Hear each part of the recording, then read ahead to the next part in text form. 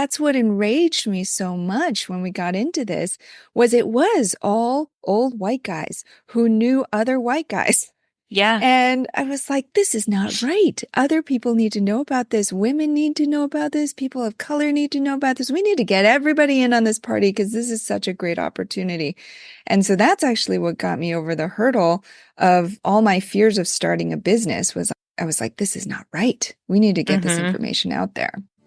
Welcome to the Coast Podcast. I'm Emily, a virtual assistant agency owner who left Amazon in 2019 to build my dream.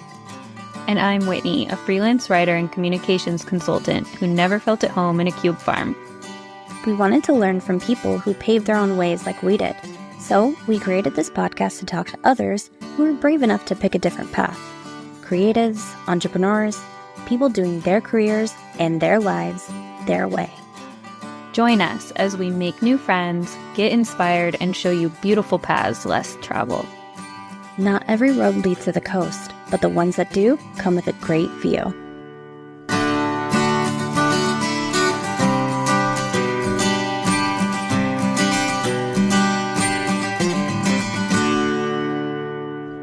Hey everyone, and welcome back to the coast. This is our last interview, and we are so excited to have such a dynamic human like Annie with us today. I'm going to introduce her so we can get right into it because this is a big conversation full of awesome money, real estate investing things, and she is an expert. You're get so much out of listening to her. So let me just make it official. Annie Dickerson, a real estate investing expert with over a decade, has garnered a career by the Motley Fool. Alongside her partner, Julie Lamb, she co-founded Good Egg Investments, recognized as the best real estate syndication company in North America by Build Magazine. Their firm has facilitated over 1.4 billion in commercial real estate investments, impacting countless investors nationwide.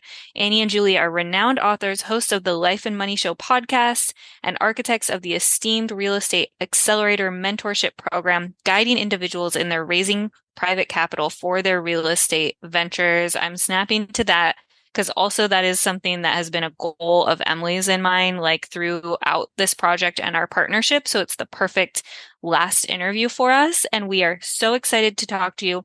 I also, before you say anything, I want to make sure that we don't forget to, at the end, recognize that you are doing a giveaway for our audience as well. So we'll have a link in the show notes for that.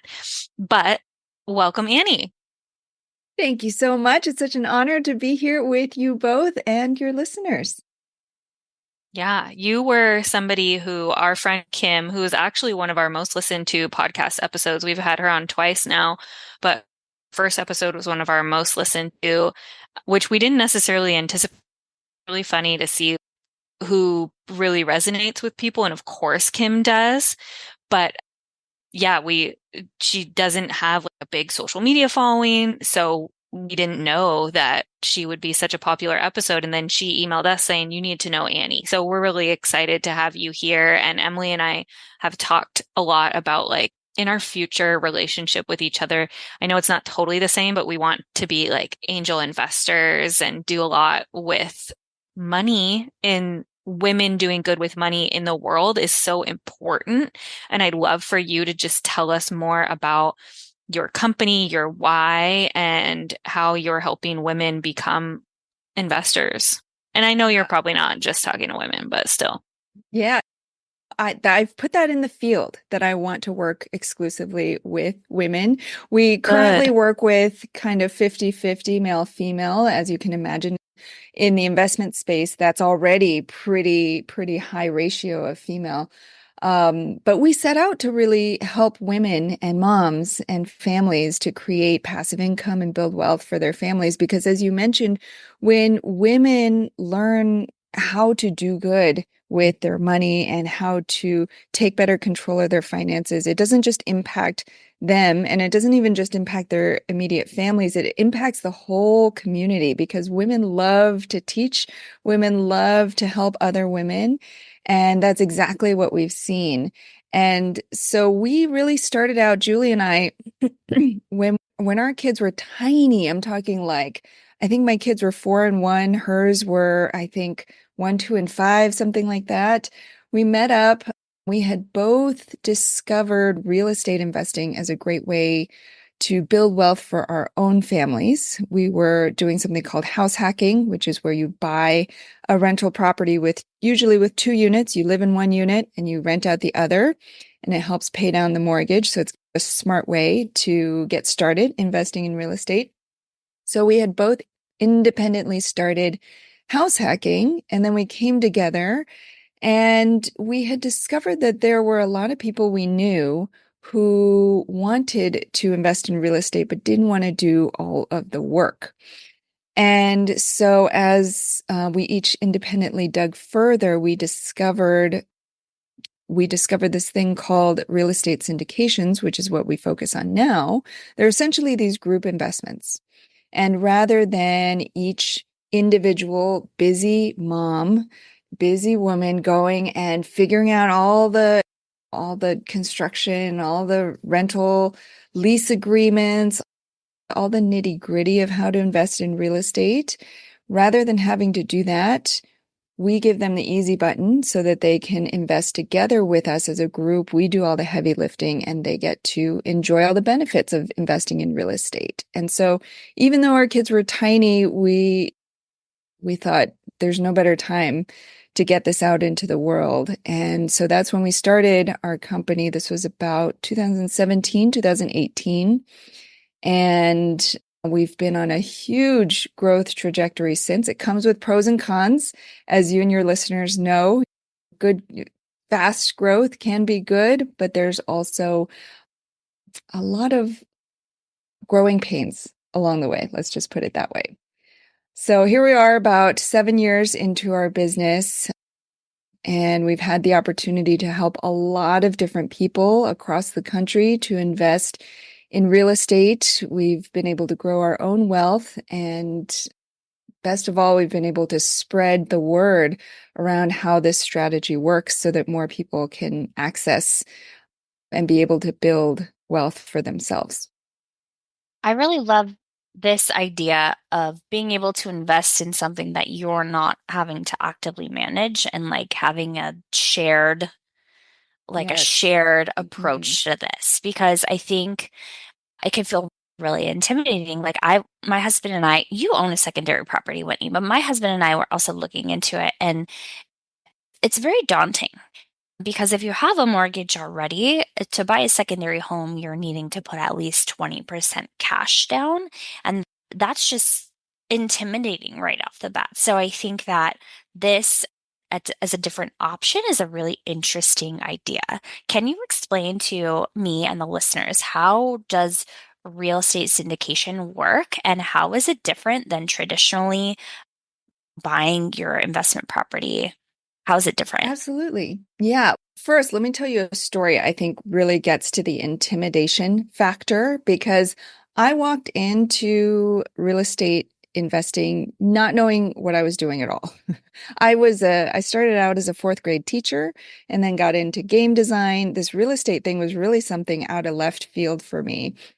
And so what had happened was my husband, when we moved to the Bay Area where we are now, he decided he was going to become a real estate agent out of the blue.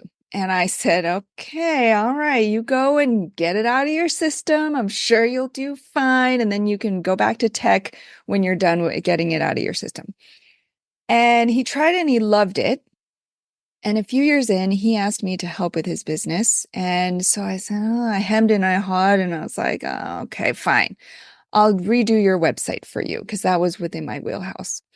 So in the process, I realized he wanted to help people like us who were getting started investing in real estate. And as I dug in, I was like, oh my gosh, I love this. If I could, nobody had ever told me about this thing called passive income before. And as I started to learn about real estate investing, I was like, wait a second. If I just buy this many houses, each cash flowing this amount each month, I could replace my salary. I don't ever have to work again. I could just be at home with my kids, or I could travel full time, whatever I want to do. And so I quickly went down the path. I listened to a ton of podcasts, read a ton of blogs and books, and I started just buying up these properties. And I found this great little market, Huntsville, Alabama, which was an emerging market at the time. But as being on the West Coast, it's way out on the other side of the country. And so I bought a lot of these properties sight unseen. And as you mentioned, it's 20% or more. For investment properties, often it's 25%. And so I was putting in a good chunk of money to buy these properties. And for a while, it was all going great. And I was like, I'm so good at this real estate investing thing. Check me out. I read the books, I read the blog posts, I got my spreadsheets. I got this.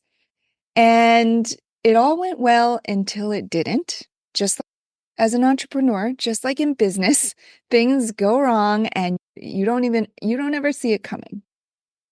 And so one day, this was about almost a year into when I got really serious about real estate investing. And everything was going fine. And all of a sudden, one day, my property manager calls me out of the blue. And it's never a good sign when your property manager calls you out of the blue. They never call with good news. Oh, your tenant paid extra. No, that's never the news they deliver.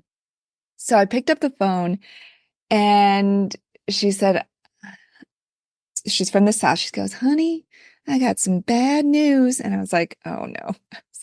All right, just give it to me straight. Tell me what's going on.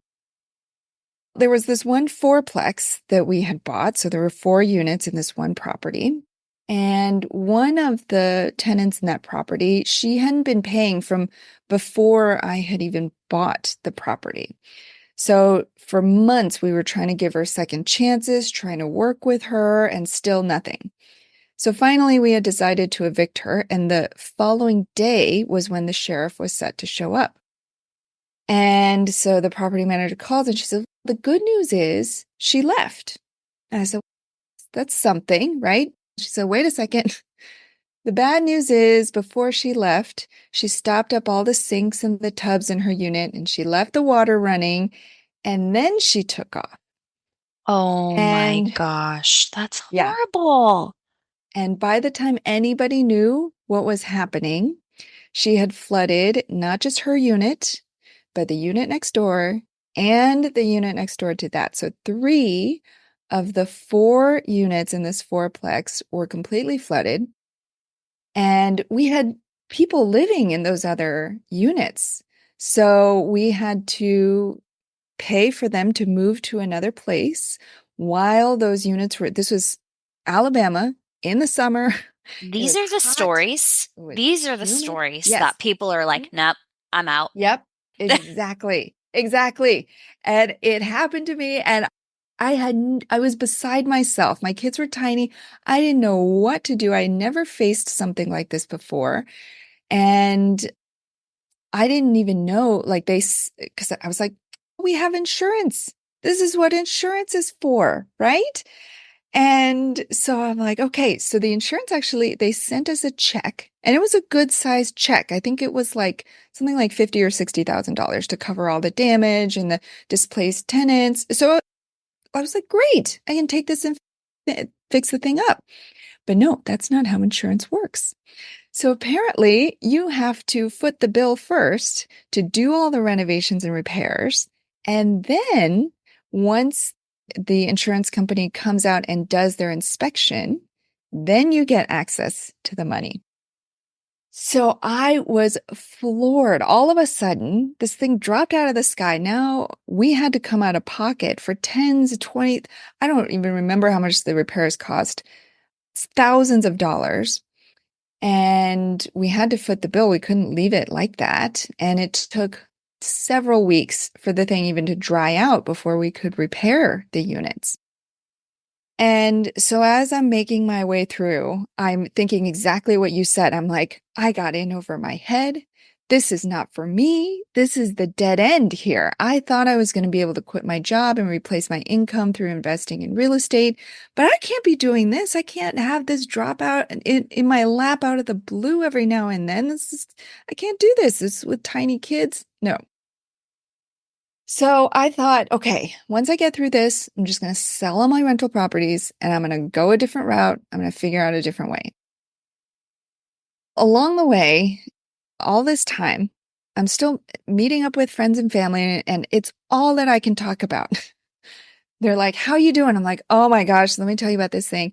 And but I still had this passion for real estate, even despite all that was happening. I was like, aside from this one thing, all the other properties are doing so great. And so people were like, teach me how to do it. I want to do it. And so I'd teach them. I go one by one, I go down and I'd tell them. And every time they'd be like, oh, no, I don't want to do all that work. No, that sounds too hard. That sounds like too much work.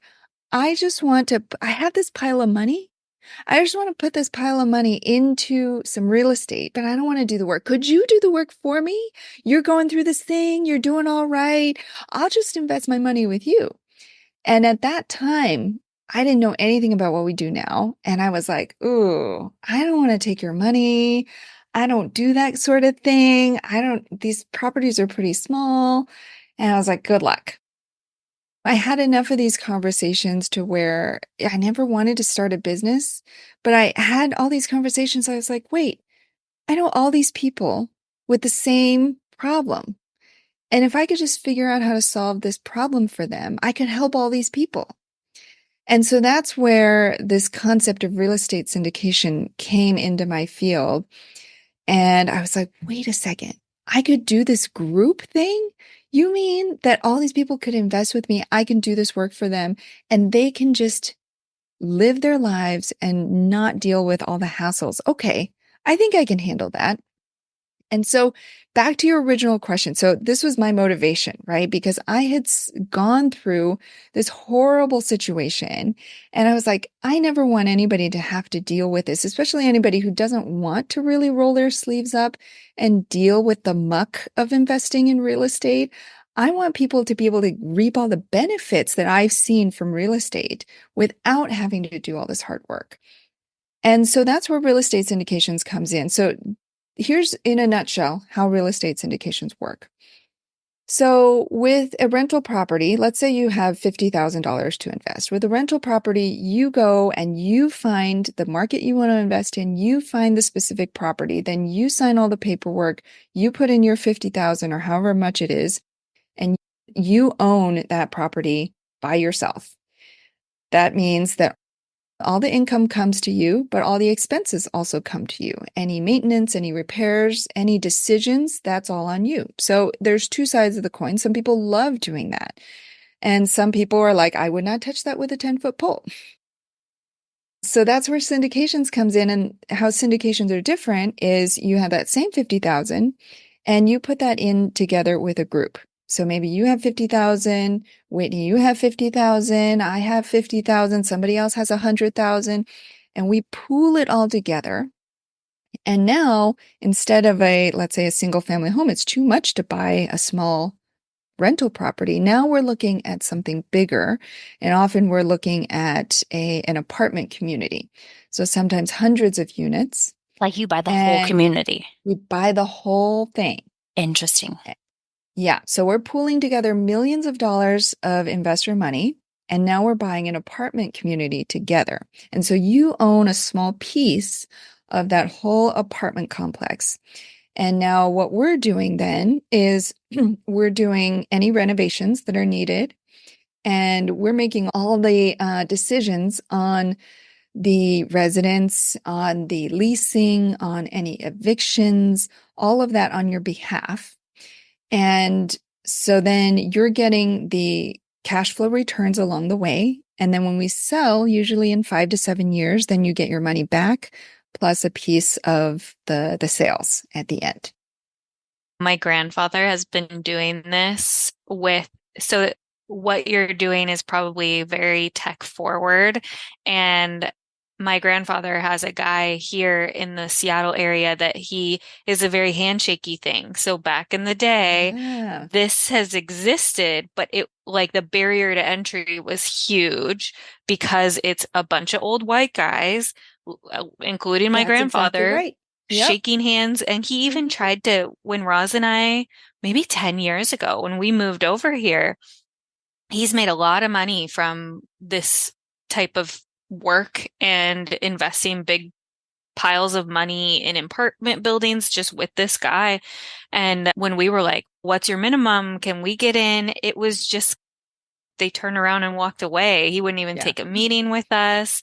We were, I don't know, whatever we were to him. And so when we started, we dabble in some of this stuff too. And I love it because you are an owner without, it's like stocks too. Yeah.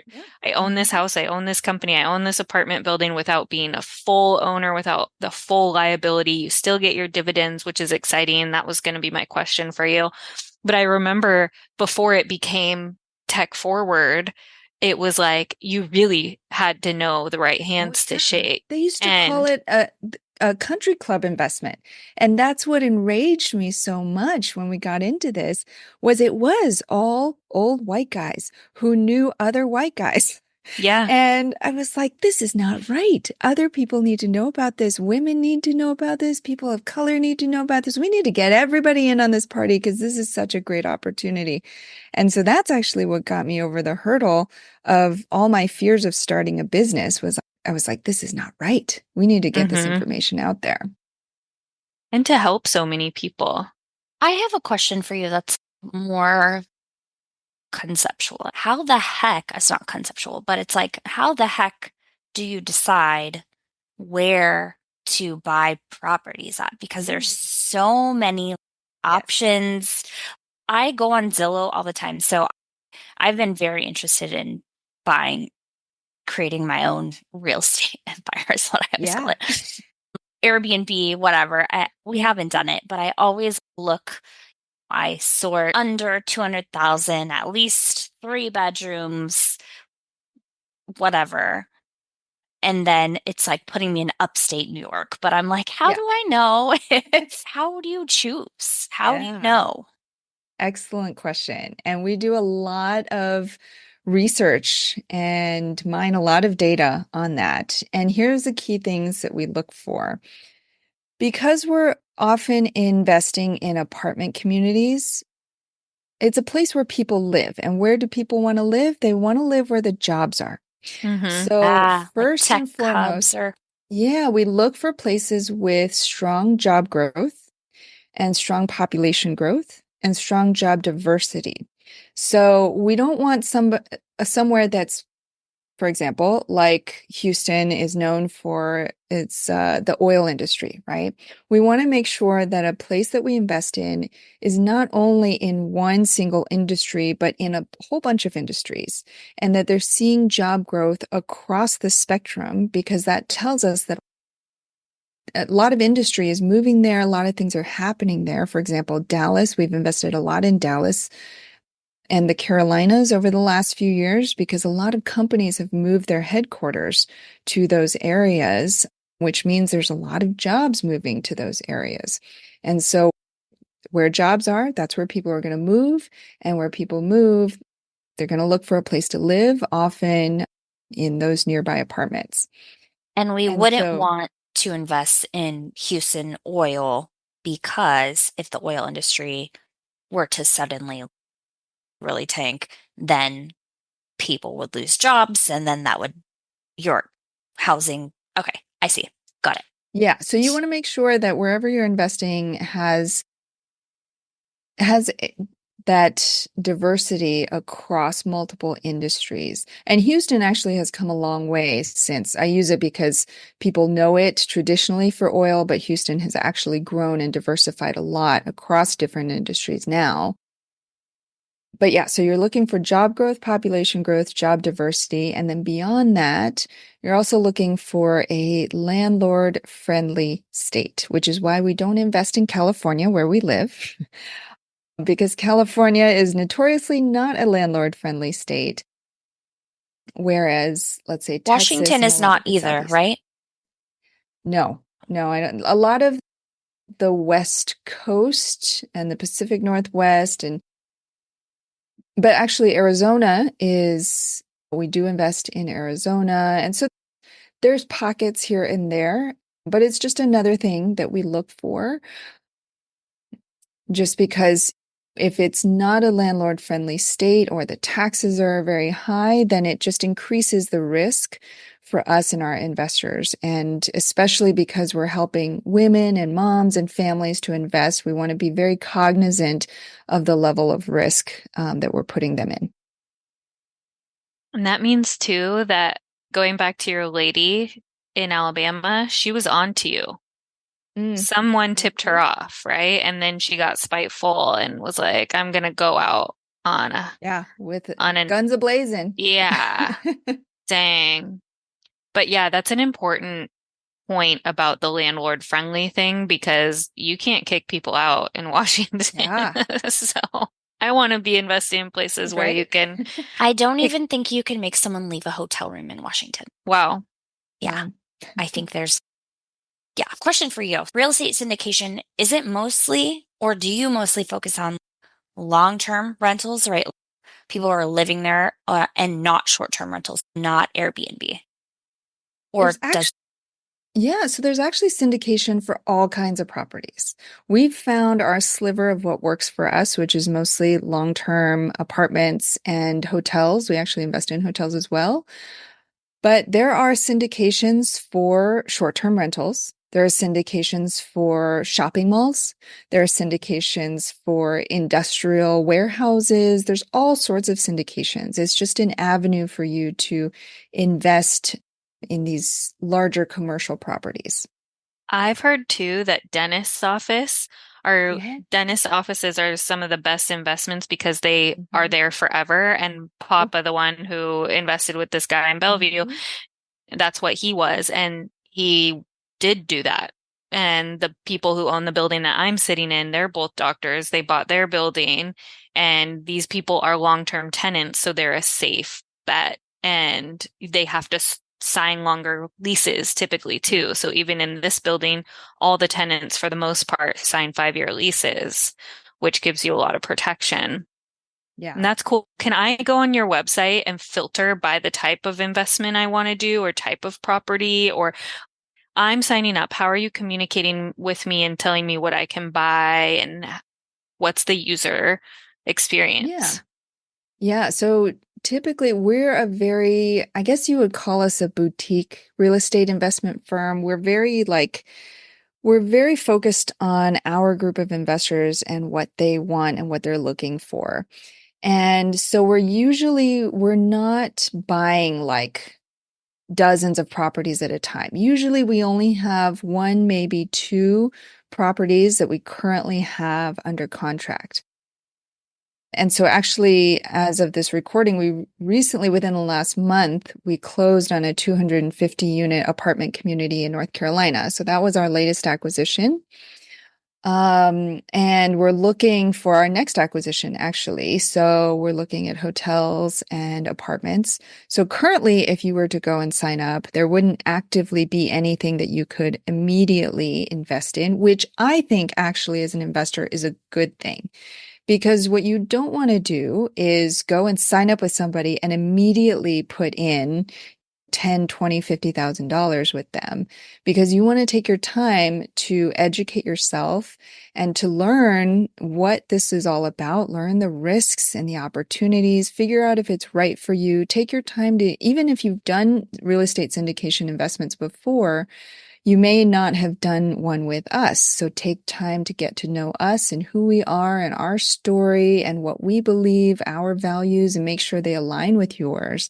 And then when we do have an opportunity, when we do get something, our next property under contract, then when we roll it out, you'll be ready because you'll have all your baseline questions answered. And then you can just ask specific questions about that property. Most of the time when people sign up with us, there's not an immediate investment that they can jump right into, which is by design, because we want them to take the time to get to know us, get to know what this is all about. And then usually when we open something up, it then fills up pretty quickly. I think that's really important. So for me, the first thing that I look to is, oh, what properties are available? But you're so right. Like that education is so important, and like getting to know, because a lot of people just jump into something, they decide they don't like it, and then they like can't get out of it. Yeah. I think that the education piece is really interesting. And I actually just signed up on your website, your free 7-day email course that teaches you Yeah. about real estate investing. So I'm super excited to dive into that and get to know the principles behind it. And I think this is just a really cool thing that you've created, and it's new and exciting, and I'm really excited that you're doing this, especially as a woman of color myself, like creating these opportunities. And I think it's really special that you just saw this need and you just solved a problem. And that's how the best businesses work, but you're doing it for the community of women and doing it for people who might not have access. And I think that's really special and unique. Yes. And I appreciate that so much, because that's so much a part of why we started this company and why we set out to do what we do. And actually, when we first started, we had this passion and this mission to help as many people as possible. But because when you're getting a company off the ground, there's so much to do, so much to think about. And for a long time, we actually weren't able to serve non-accredited investors. So for your listeners who may not know what that means, the SEC regulates these real estate syndications. And so they make a determination that certain syndications are open only to accredited investors, which in order to qualify as accredited, you have to have either 200,000 in income per year as an individual, have made that the last 2 years and intend to do so this year, or 300,000 with your spouse, or $1 million in net worth, not counting your primary home. So it's essentially this line in the sand that the SEC has drawn to say, okay, these people who have this certain net worth or this income level, they've figured out a way to make money. And so even if they lose money on this investment, we think that they're going to be okay. Versus the non-accredited or not yet accredited, who might be below that threshold, the SEC says, okay, these people, we want to protect these investors a little bit more, so they can only invest in certain syndications that are a little bit more heavily regulated. And so for a long time, as an early stage company, we could only do the accredited investments. But just a couple of years ago, we had the opportunities to start opening up our investments, not only to accredited investors, but also to non-accredited investors. And whereas our previous minimum was 50K or more, we've now brought our minimums down to 10K or sometimes even less, depending on an individual's situation. And so it makes us it feels like when you're like, for a long time, you're living not according to your values, but you're just trudging along. You're like, this is what I have to do. I know I have to do this in order to get to the other side. And when we were able to open up those opportunities at the lower minimum and for non-accredited investors, we knew that we had come full circle and that we would be able to serve all those people that we had set out to serve in the first place. I think the barrier to entry too, like you moving that, is really cool. And I understand the wanting to protect the other investors, but I think that you coming up with a way to serve, not everyone has 50K just laying around, especially women of color, like it's harder. And so I think that's really, really great that they're doing that now. And so what does someone need to do? You mentioned the parameters to become an accredited investor. Do you have to go get like a certification? Do you have to apply anywhere to do that? Or just if you meet the guidelines, you are one? Excellent question. I get asked this question so many times. I actually wrote and performed a ukulele song answering this exact I question really around. wish you would sing it to us. Oh, my ukulele is out of tune right now, I gotta say, but maybe next time. Okay. Um, but it's on YouTube if you want to look it up. We but will link it in the show notes. That's there we awesome. go. There we go.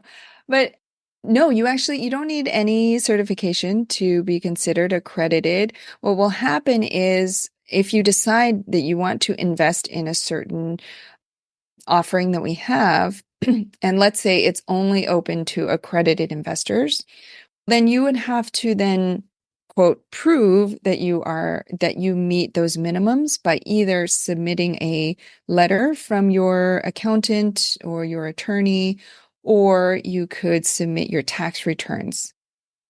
And it's just us being able to show the SEC, yep, we know this investor and they meet these minimum thresholds. So that's it. So there's no separate test or certification or class that you would need to take. Awesome. Do you get a certificate or something like when I am I an wish we SEC did. accredited investor? Oh, We should create one of those for you should investors. Print do it it. home. Yes. Yes, that's perfect. That's so cool. And the 10K minimum, like you were saying, Emily, even for people getting started, Mhm. that can feel like a lot. And especially for women who have been trained.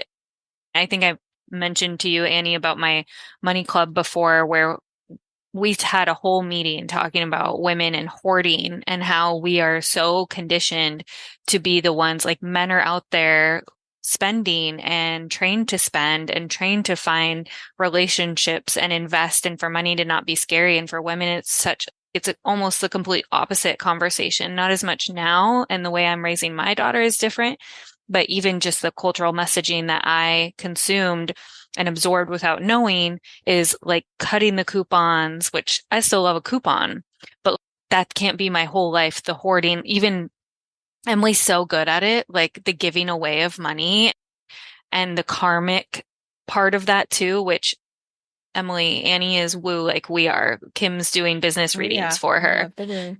Yeah. But like for women, I bet I can imagine you have people coming to you being just so freaked out to give you that Oh, your minimum investments. And then you have people who it's like no big deal to give you the 200, and being able to work with both of them and understand where they're both coming from and meet them there, I think is so valuable. And especially for those women on the journey with the $10,000, because even for me, I would be like, nervous. When do I get that back? I might need that money because yeah. that can be make or break money in a lot of families.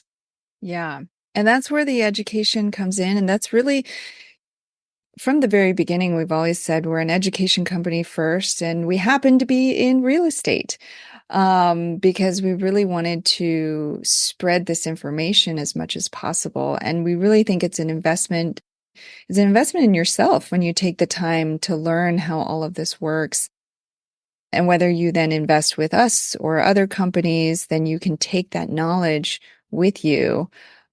And I think that's the biggest gift, that and the community that we've helped to foster with, like you said, people who have invested in lots of these before and they're dropping $250,000, $500,000 into a single investment versus the people who are just starting out who are really unsure about that first 10,000 and they want to know exactly where it's going and when that first distribution is coming. And that community, that sense of community that we're all doing it together and that you're not in this alone and that there are people across the spectrum right alongside you and their money is in there with you. Our money is in there with you.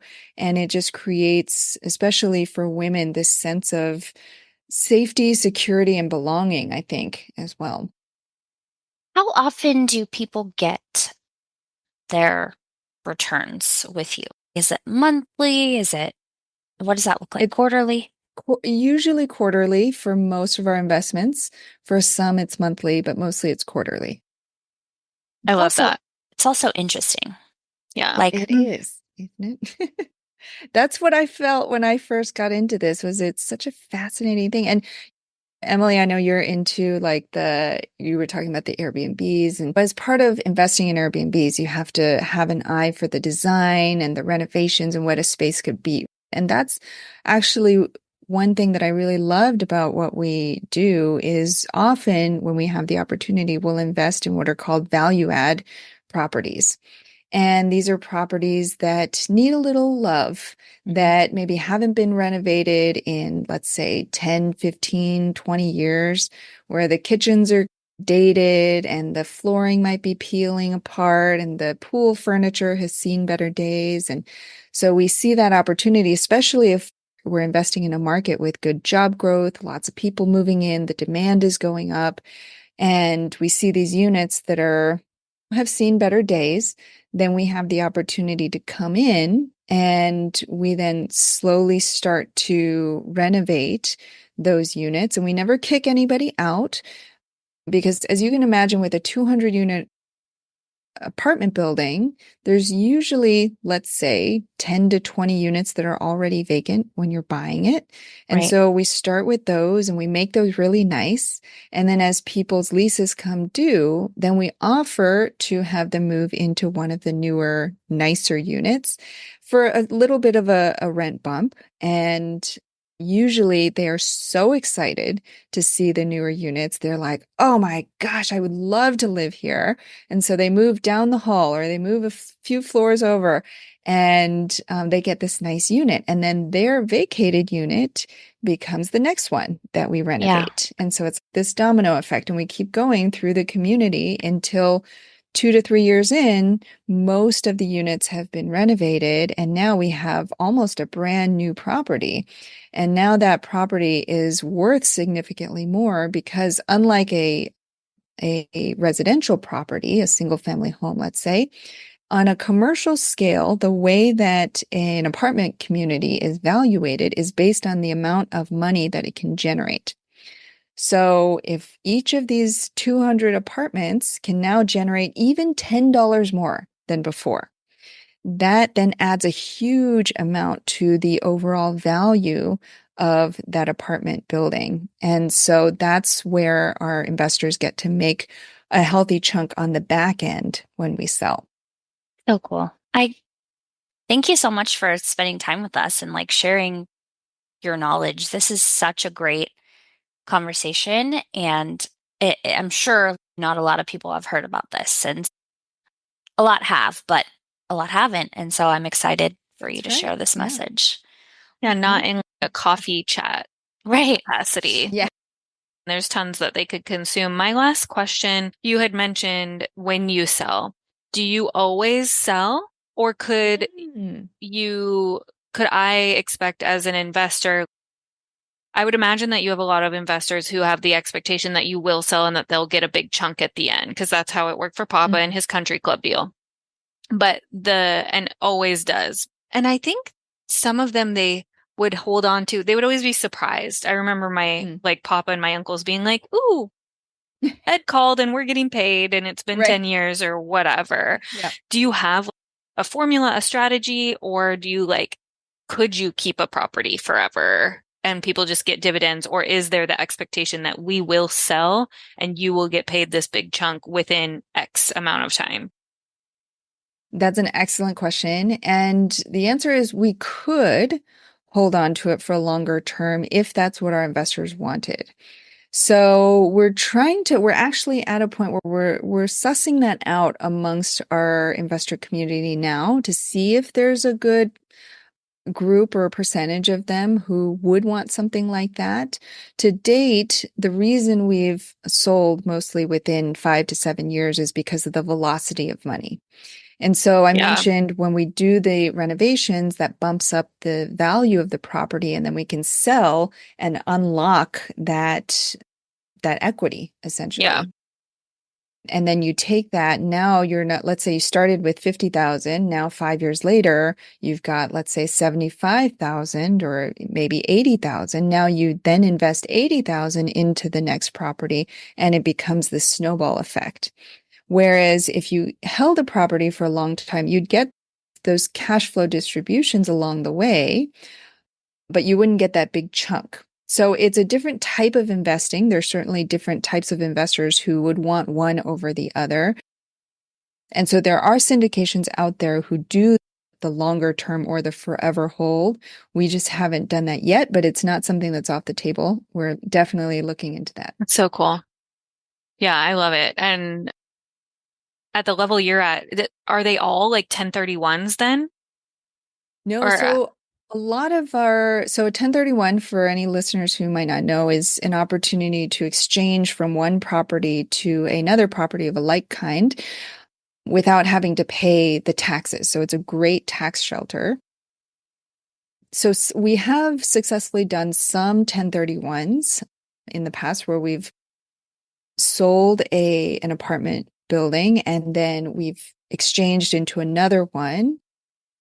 But it can be very tricky because the IRS rules are such that you have a very limited window of time to identify the replacement properties. And sometimes there's just not another apartment building that will meet our criteria that we can find within that short window of time. So we've done it successfully before, but I would say in most cases, we just sell outright. I'm sure as an investor, if I found out that you were able to do a 1031 that I could benefit from that, I'd be like, hell yeah. Yeah, That would be that's right. very exciting. Just to be mindful of everyone's time, let's go into rapid fires. These are the Oh, questions that we ask everyone. Your definition of rapid is up to you. So I'm just okay. going to get right into them All right. and ask you, what are you proudest of in your business right now? Oh my goodness.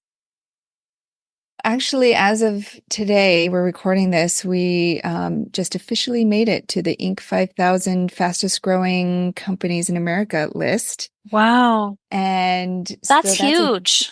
it's a huge honor. And so right now, I would say that's what I'm most proud of is all the stinking late nights and the early mornings and all the Zoom calls and all the coaching calls all have come to this moment where we can recognize not only ourselves and our contribution, but all of our investors, all the people who have supported us along the way that we've made it. So it feels good.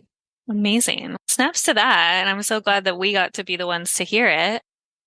Tell us about a book you read or a podcast you listened to recently that changed the way you're thinking about your life or your business. Oh my gosh. This is going to be so silly. Okay.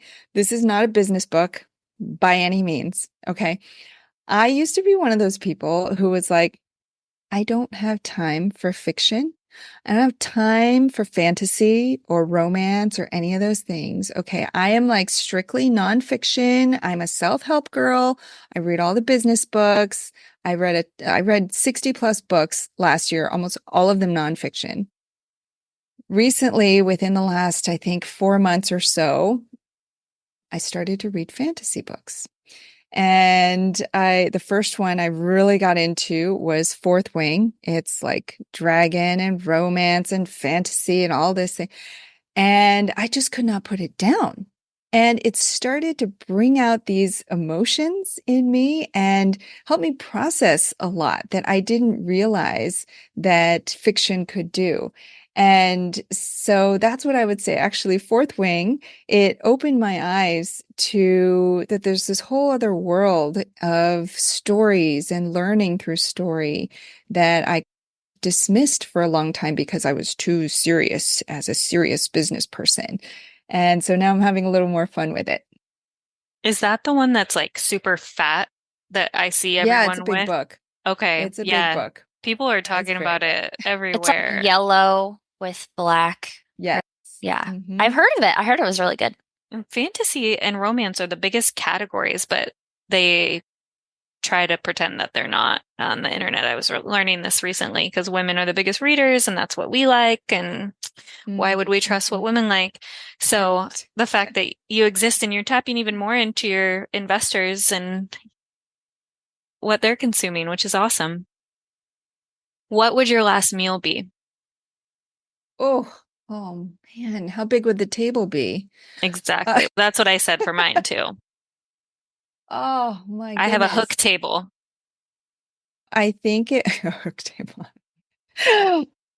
It would have to be, I love a good smorgasbord of just random favorite things.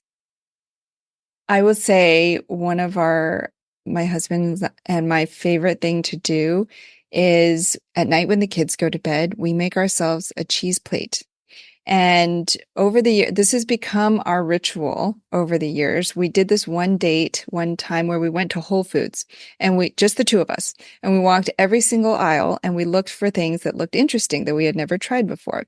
And that started this plate that we now make for ourselves every night, which has this special cheese that we like. There's only one type of cheese that you can only get at Whole Foods. We have that type of cheese. We usually have some kind of prosciutto or other sort of Name drop the meat on there. cheese. Oh, it's called Saint Nuage, and you can only get it at Whole Foods. If you live near me, don't get them all because I want some, okay? Save some for me. It comes in a little blue package. It is the most delightful. It's like butter. And then we have some pickled cauliflower, pickled okra on there, whatever fruit is in season, usually some Lily's chocolate. And it's just this beautiful rainbow of a plate. So if I had to choose, my last meal would probably be that smorgasbord cheese plate. That is so cute and sweet. And yes, I love that. I want to do that for my husband. And the lack of chocolate in our house right now has been a problem for me of 70% plus dark chocolate, which I know no one else in my family will take. And I'm drooling in my mouth thinking about it right now because I just always have to have that. And cheese in France is the dessert. Anthony Bourdain always had a There you cheese go. plate. Yeah. So I love that. Oh my God. So cute. What's the best business purchase you've made in the last 6 months under $100? Which might not Under be an easy, $100. yeah.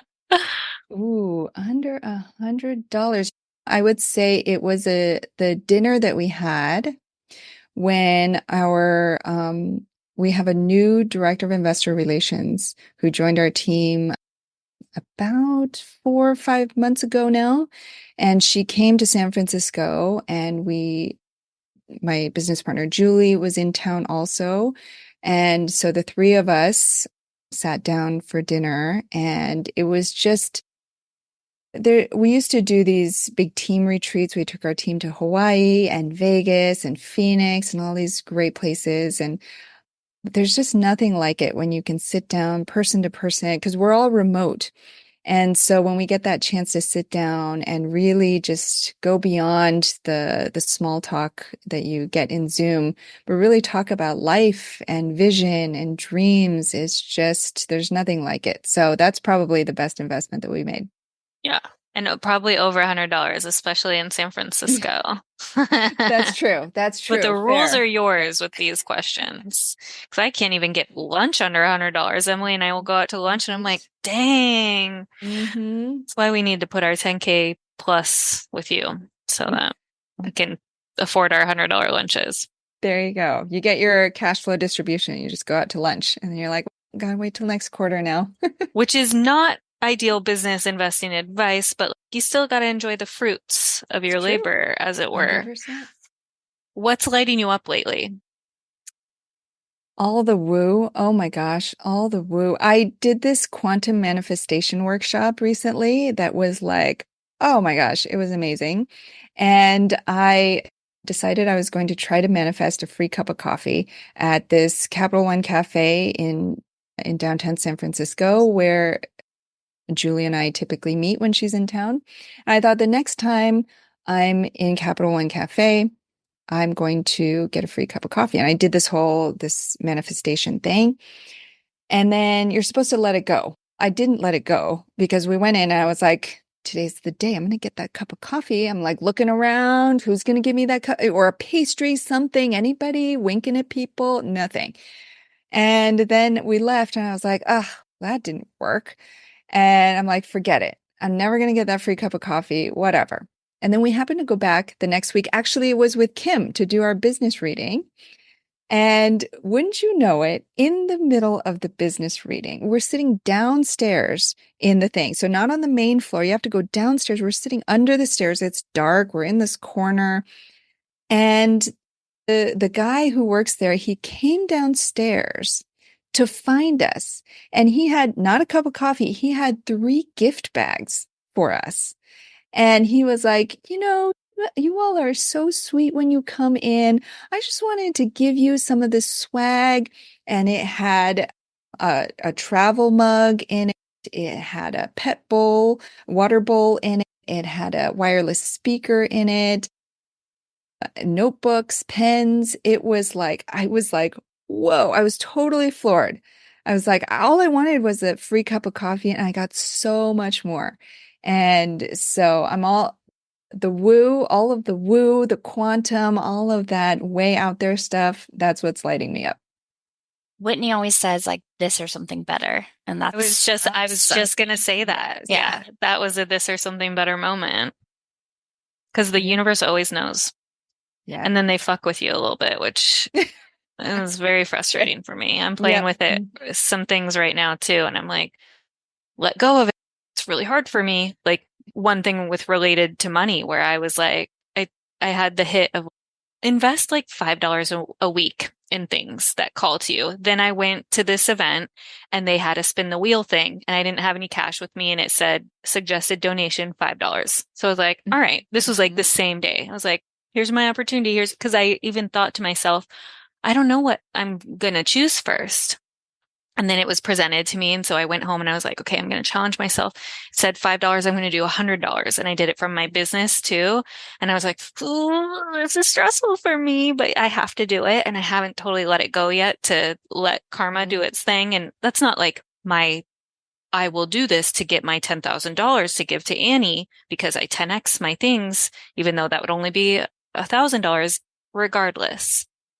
I did it. I had the opportunity and now I'm working on the letting go part with my investing of like X amount per week and on behalf of my business too. So Amazing. We'll see where it lands, but I love this is an inspiring story for me. The last question we have for you that we stole from Rainn Wilson. This is the last time, everyone, that we will ever ask this question in this capacity. What's one life experience everyone should have? Oh, way to drop a big one. Wow. One life experience that everyone should have. I'm going to go out and say, I think everybody should start a business in some capacity. It doesn't have to be a full-blown business, but I railed against starting a business. I thought business meant paperwork and suits and offices and all the boring accounting and legal stuff that I didn't want anything to do with. And now that I've started a business, I've realized it's the best way to help people and to make an impact and help make the world a better place. And so I think if everybody could find that one thing that lights you up, that makes you really passionate, doesn't matter what it is. And even if your quote business is creating blog posts or creating a few YouTube videos and putting it out there and sharing the news and teaching what you've learned, I think that helps make the world a better place. And it gives you a taste of what it could be like to own your own business and to invest in yourself. So that's been the biggest adventure of my lifetime and something that I hope everybody gets a taste of. I love that. And what I've realized too is like the things that we end up starting businesses on, or all three of us have done, is like monetizing our superpowers, which we're trained to not allow that to be easy. Like work has to suck and be hard and all of these things that at least I was taught.